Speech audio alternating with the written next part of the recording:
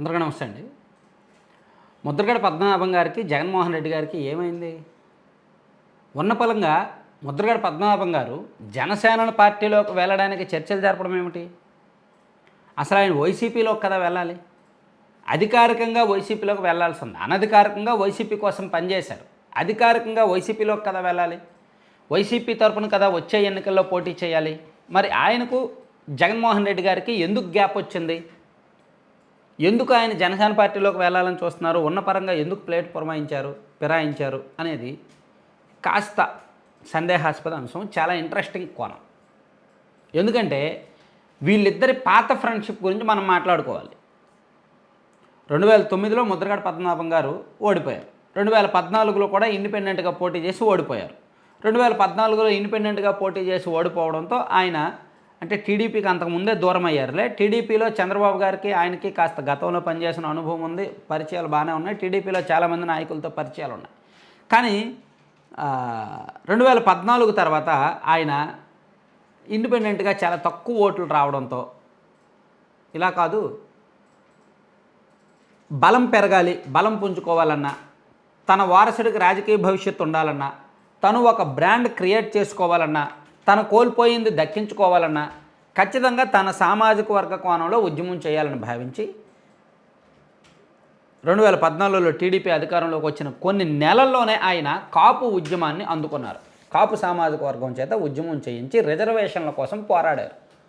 రకరకాల ఉద్యమాలు, కంచాలు కొట్టారు, బహిరంగ సమావేశాలు పెట్టారు, రకరకాల కోణాల్లో నిరసన వ్యక్తం చేశారు, ఆమరణ నిరాహార దీక్ష చేశారు. అప్పటి ప్రభుత్వాన్ని డిఫెన్స్లోకి నెట్టేశారు, ఆత్మరక్షణలోకి నెట్టేశారు. సో ఆ పరిణామాలన్నింటినీ కూడా వైసీపీ రాజకీయంగా చాలా చక్కగా చాకచక్యంగా వాడుకుంది. సో అసలు ముద్రగడ పద్మనాభం గారిని ఇలా బ్యాక్గ్రౌండ్ ఎంకరేజ్ చేసింది జగన్మోహన్ రెడ్డి గారేనని, ఆయనకు ఐడియాలజీ షేర్ చేసింది, ఆయనకు మనుషులు అప్పచెప్పింది వైసీపీ ద్వారా జగన్మోహన్ రెడ్డి గారే చేయించారని ఒక టాక్ ఉండేది అప్పట్లో. దాన్ని నిజమయ్యేలాగా 2019లో వైసీపీ అధికారంలోకి వచ్చిన తర్వాత తన మీద ఉన్న అనుమానాలను నిజం చేస్తూ ముద్రగడ పద్మనాభం గారు కాపు ఉద్యమాన్ని వదిలేశారు. నిజానికి టీడీపీ అధికారంలో ఉన్నప్పుడు కంటే వైసీపీ అధికారంలోకి వచ్చినప్పుడు కాపు ఉద్యమం ఎక్కువ చేయాలి రిజర్వేషన్ల కోసం. ఎందుకంటే కాపు రిజర్వేషన్లు చెల్లుబాటు అవ్వవు, చేయలేము, ఇంపాసిబుల్ అని జగన్మోహన్ రెడ్డి గారు బహిరంగంగా ఉమ్మడి తూర్పుగోదావరి జిల్లాలోని తునిలో జరిగిన బహిరంగ సభలో చెప్పారు. కాపులకు రిజర్వేషన్లు అవ్వడం కుదరదు, అది చట్టరీత్యా చెల్లదు అని. కానీ చంద్రబాబు నాయుడు గారు ఈడబ్ల్యూఎస్ కోటాలో 10% రిజర్వేషన్లు ఉంటే ఆ 10%లో 5% కాపులకు ఇచ్చారు చంద్రబాబు గారు. వెనుకబడిన అగ్రవర్ణాలు జాబితాలో 10% రిజర్వేషన్లు వాళ్ళకు ఉంటాయి. సో వాళ్ళలో 5% కాపులకు ఇచ్చేశారు చంద్రబాబు గారు. అంటే ఎంతో కొంత చంద్రబాబు గారు ప్రయత్నం చేసిన మాట వాస్తవం. జగన్మోహన్ రెడ్డి గారు అసలు పట్టించుకోనే మాట కూడా వాస్తవం.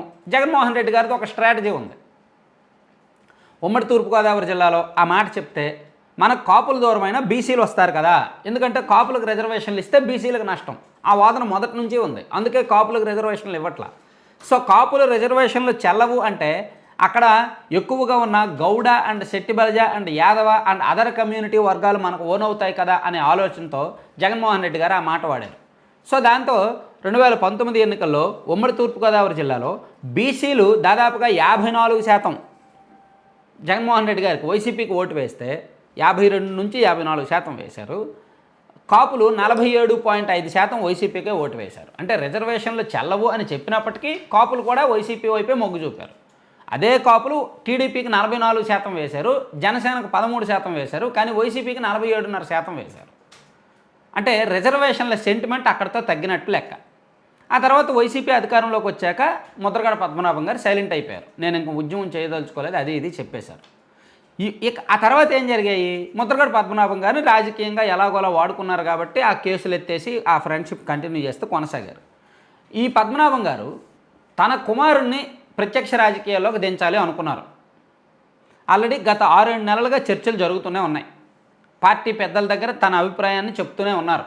పిఠాపురం కానీ పత్తిపాడు కానీ ఈ రెండిట్లో ఏదో ఒక నియోజకవర్గం నుంచి పోటీ చేయాలనేది కోరిక తన కుమారుడు లేదా తను.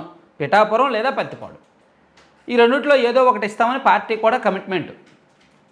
కానీ ఆయన సంప్రదించకుండా, ఆయనకు తెలియకుండా, ఆయనకు సమాచారం ఇవ్వకుండా ఆయన ప్రమేయం లేకుండా పిఠాపురం నియోజకవర్గానికేమో వంగా గీత గారిని సమన్వయకర్తగా పార్టీ నియమించింది. అలాగే పత్తిపాడు నియోజకవర్గానికేమో తోట నరసింహం గారిని సమన్వయకర్తగా నియమించారు. అదేంటి నా కుమారుడిని పార్టీలో చేర్చి మేము ఇన్ని ప్లాన్ చేసాము, అనూహ్యంగా ఇదేంటి నాకు చెప్పకుండా ఇన్ఛార్జీలను ప్రకటించారు, సో మమ్మల్ని పార్టీ వద్దనుకుంటుంది అని ముద్రగడ పద్మనాభం గారికి అర్థమయ్యి ఆయన తన ఉనికి కోసము, తన కుమారుడు రాజకీయ భవిష్యత్తు కోసము జనసేన పార్టీలోకి వెళ్ళడానికి కొన్ని గ్రీన్ సిగ్నల్స్ ఇచ్చారు. సో అందుకు జనసేన అండ్ తెలుగుదేశం పార్టీ తరఫున కొంతమంది దూతలు వెళ్ళి ముద్రగడ గారితో చర్చలు జరుపుతున్నారు. అయితే ముద్రగడ పద్మనాభం గారు నమ్మదగిన వ్యక్తి అయితే కాదు. ఆయన ఏ పార్టీలో ఉన్నా సరే ఆ వ్యక్తిత్వం కానీ, ఆ ఉద్యమం కానీ, ఆ వ్యవహార శైలి కానీ అంత నమ్మదగినది అయితే కాదు. సో ఆయన జనసేన పార్టీలోకి రావడం వలన పెద్దగా ఒరిగే ప్రయోజనం కూడా ఏమీ ఉండకపోవచ్చు. ఆయన వ్యక్తిగత స్వతంత్ర ఓటు బ్యాంక్ 10,000, మేబీ ఆయన వైసీపీలోకి జనసేనలోకి వచ్చినా రాకపోయినా జనసేనకి పోయే ఓట్లు ఉండవు, వచ్చారు కాబట్టి వచ్చే ఓట్లు కూడా ఉండకపోవచ్చు.